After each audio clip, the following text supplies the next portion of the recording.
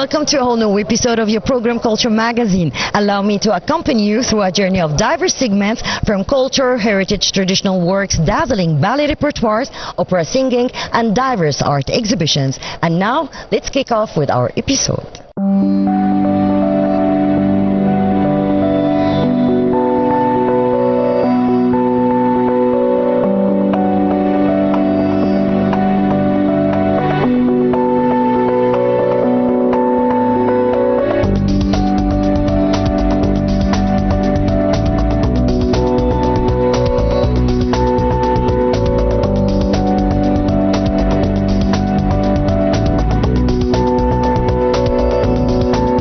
In our program, we're always keen to tackle the artistic movement that is happening here in Cairo. And now, let's watch together our next exhibition.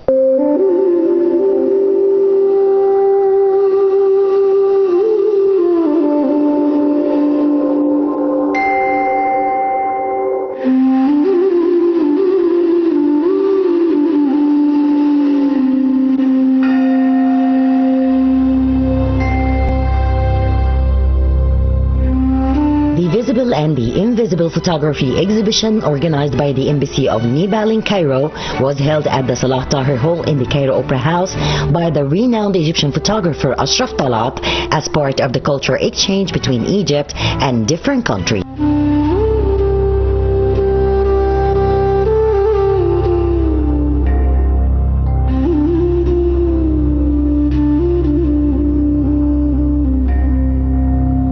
This is the second event we've held this gallery.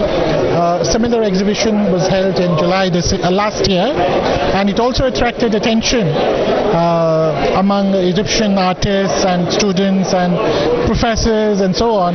So I'm very happy that Ashraf Talat's photography here today at this event was liked by many. It evokes a very deep chord within the people's hearts because it brings out, as you mentioned, not only the colors but also the soul of the people.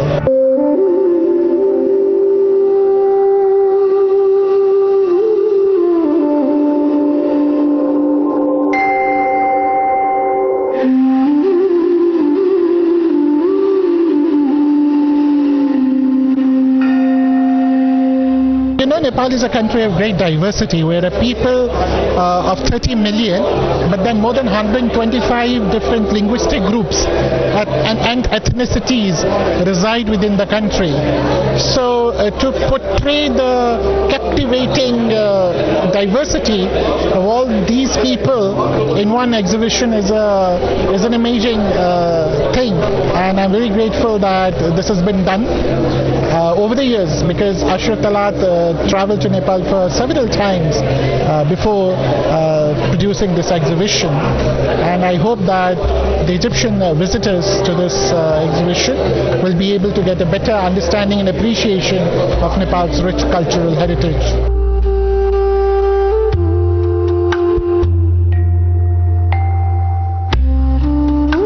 Exactly. So I have been here in Egypt for the last 3.5 years, and I've seen that the appreciation and awareness about Nepal is increasing. More and more Egyptians are visiting Nepal, and there are many Nepali students also studying in Egypt.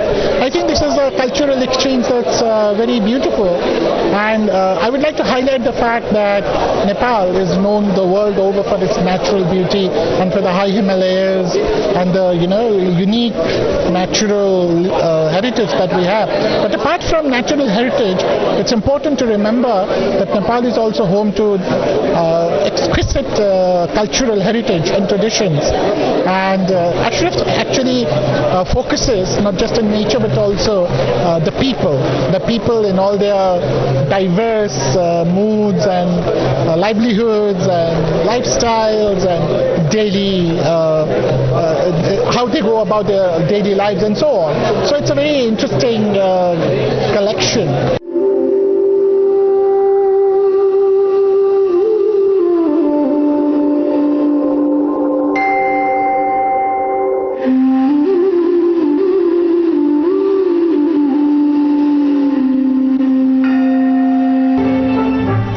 exhibition was attended by the ambassador of Nepal, diplomatic representatives, and ambassadors from Asian countries such as India and Sri Lanka, and a bunch of important photographers and visual artists.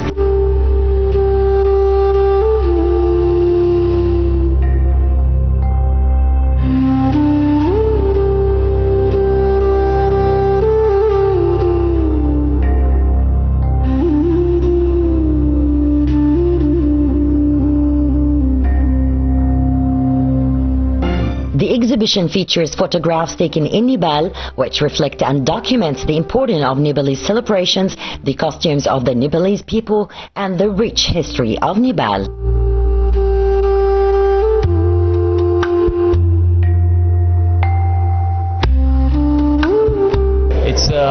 First of all, I am thinking the idea came. I went to Nepal for the first time with no any particular thought in mind.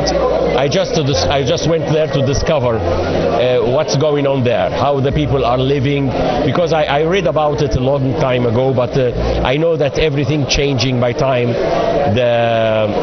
the traditions and all the rituals disappearing by time. So it came for me the idea when I saw the young generation wearing new clothes, new fashion, and I said to myself, let's document the old generation with their cultural intangible heritage before they die, and everything will disappear by time. And here comes the project. One photo with one photo. I think if you check the photos, none of those photos with modern clothes. It's all with the traditional of the mountains, of the Himalayas, of the people in Tibetan clothes or Nepalese the original traditional clothes. It was my aim in this project.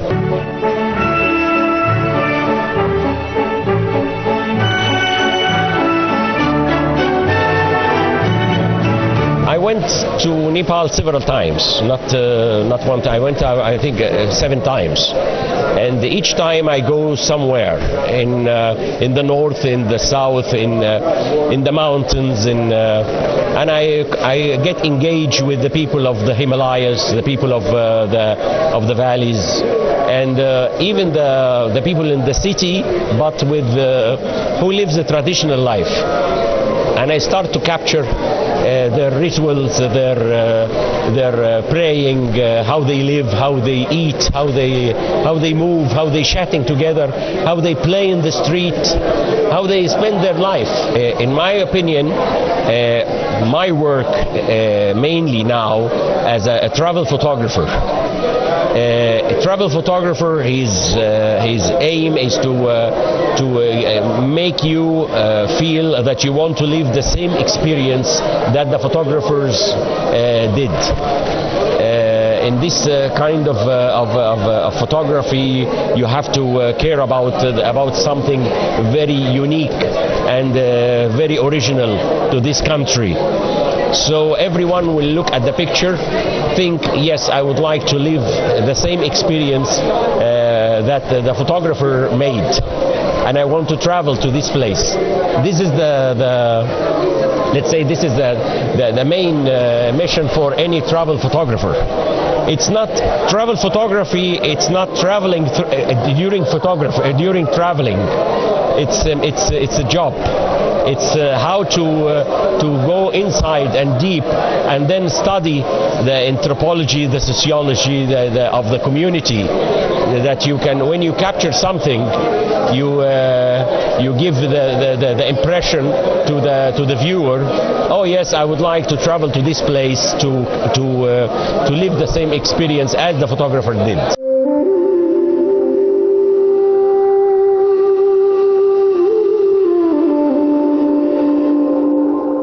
The exhibition is part of a cultural exchange program showcasing the beauty of Nepal culture and traditions through the eye of the renowned Egyptian photographer Ashraf Talat, through more than 7 visits documenting the life of the Nepalese.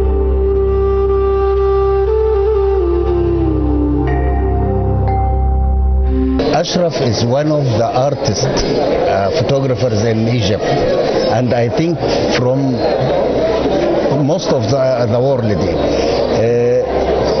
After I see this exhibition, I can say I visit Nepal. I don't visit it before, but he showed me much of the people, much of the culture, and much of the religions in Nepal. It's a nice exhibition. He showed us the poor people and the rich people, the poor areas and the most rich areas in Nepal. The contrast. As every place, we have the poor people and the rich people. He show us the difference between it and show us the poor people in black and white, the rich people in colorful and luxury photos.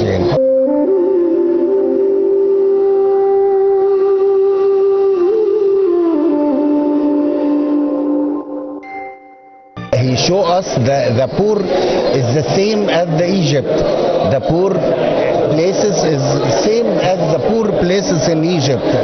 The poor is poor in any place in the world, but different people only. But it's poor, and the luxury is different. The luxury and the wealthy is different. Between every country have her own luxury and has her own religions. I like this exhibition too much.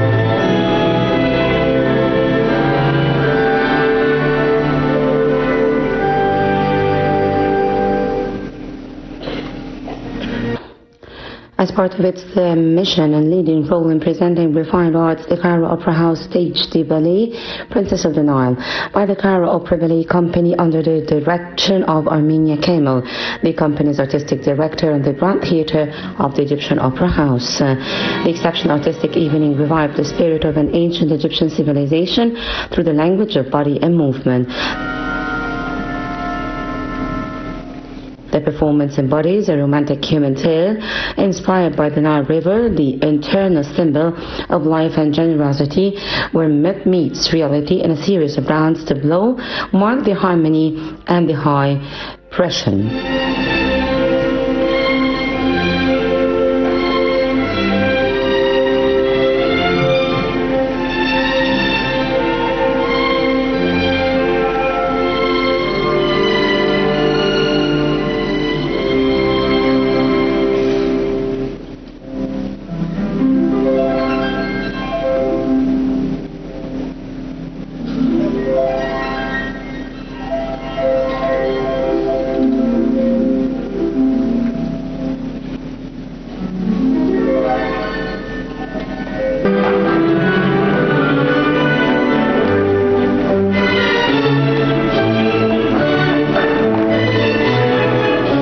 Choreography reflects the expressive power of the classical ballet presented on a grand scale inspired by the international dance styles and built upon a romantic narrative down from a journey through ancient Egypt, blending magic, history and love with distinguished dance, performance and artistic direction.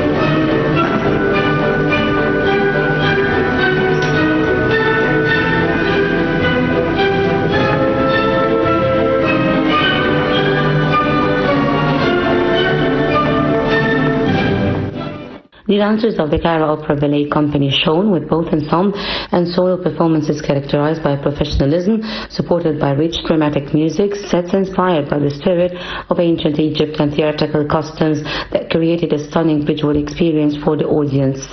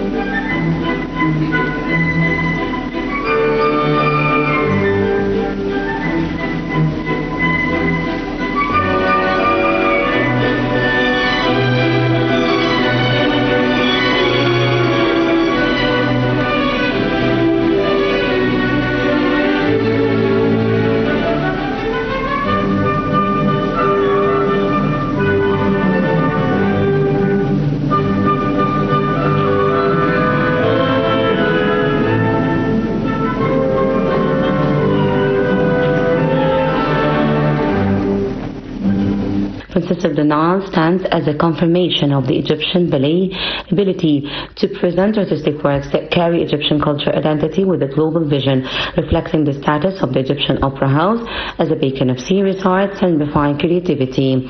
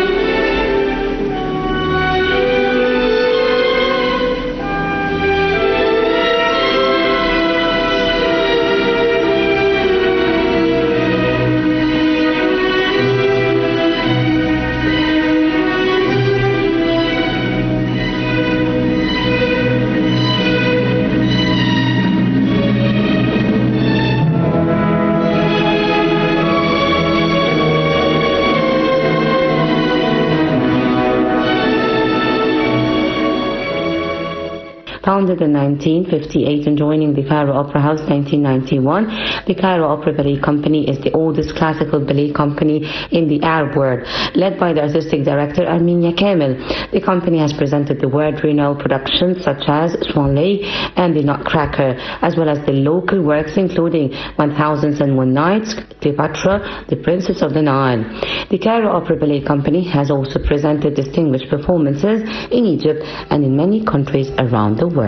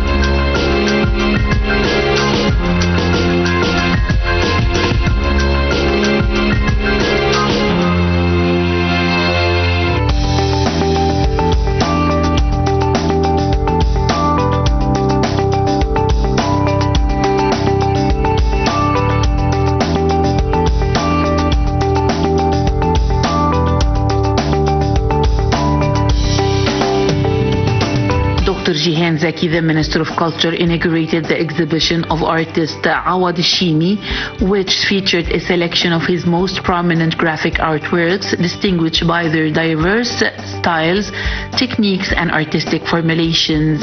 These works were created across different time periods, reflecting the development of the creative vision.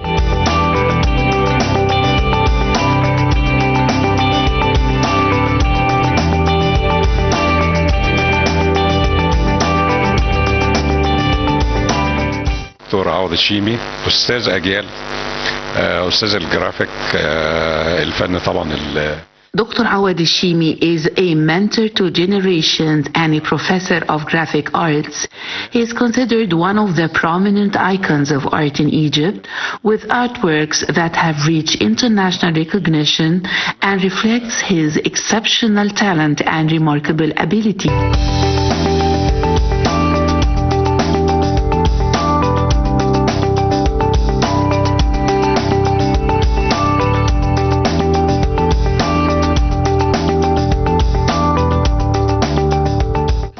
The celebration was held at the Society of Fine Arts Lovers under the presidency of artist Dr. Ahmed Nawar. The event was organized in honor of the artist Dr. Awad Shimi and was attended by Minister of Culture Dr. Jihan Zaki. The society honored him in appreciation of his role in enriching the arts of engraving, graphic arts, and painting, in addition to his educational contributions in graduating generations of artists and creatives. أول لقاء مع دكتور عوض يعني بداية تعرفي معاه أو عليه. My relationship with Dr. Awad Shimi began in 1975, and even when he traveled abroad, our connection never stopped. Dr. Awad is a gifted and unconventional artist with extraordinary talent. He has left a clear mark throughout his professional journey, and all of his works reflect an international artistic standard.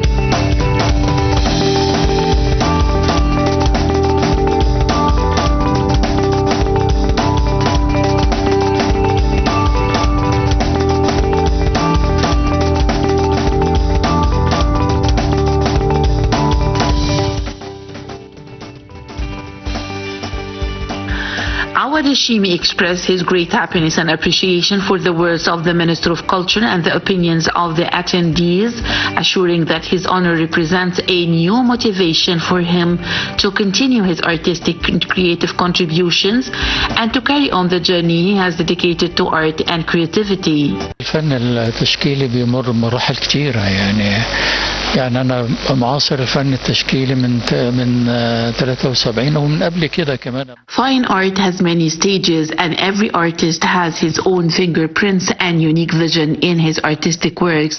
It is a long journey, and I continue teaching students because it is a message that must live on through generations.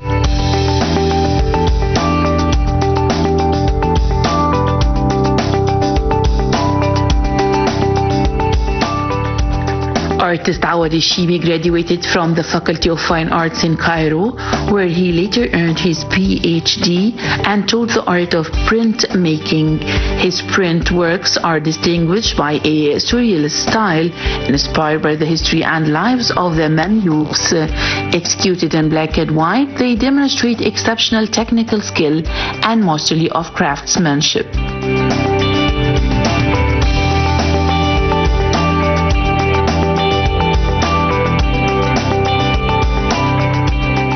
اتولدت في الدرب الأحمر تحت الرابع في عند باب المتولي وباب زويلة والغورية والمغربليين فكل التراث تحت ايدي. I was born in the area of Bab Zuwela and Al Maghrabilin, surrounded by heritage and history everywhere. For 30 years I have taught students and introduced them to the beauty of the streets and architecture. I was deeply inspired by Islamic and Mamluk history, as well as the decorations and windows of the mosques. My family understood the importance of art and realized from an early age that I was different from others. I began visiting exhibitions and exploring different forms of art, and I felt the beauty of artistic work and the joy I experienced with every piece I created, especially in graphic arts, which require very high skill because they go through several delicate stages that demand great precision. بوصش مين اللي هيتفرج على اللوحة بقدر ان انا مستمتع باللي انا بعمله.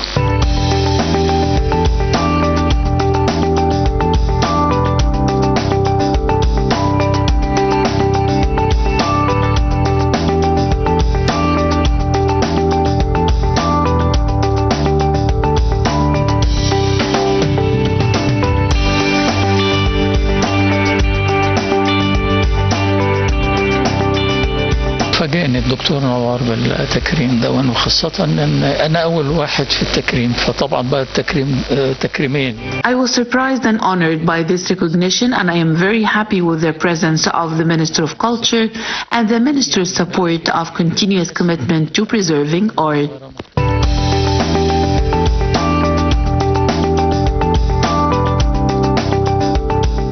Dr. Jihan Zaki, the Minister of Culture, accompanied by artist Ahmed Nawar, honored Awad Shimi with the Artist of the Year award and presented him with a certificate of appreciation in recognition of his distinguished artistic career and contributions to the field of printmaking in the presence of a large gathering of artists, intellectuals, and cultural figures.